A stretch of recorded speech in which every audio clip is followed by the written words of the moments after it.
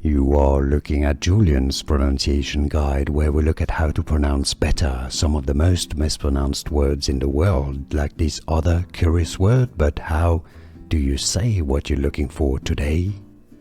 Name pronunciation, the name of this company. 1789. Capital, that's American English pronunciation. 1789 capital, or in British English 1789 capital. Did you get this? Let me know in the comments. Here are more videos on how to pronounce more confusing words and names too many mispronounced. Like this video if you found it useful. I appreciate your support. I'll see you soon and thanks for watching.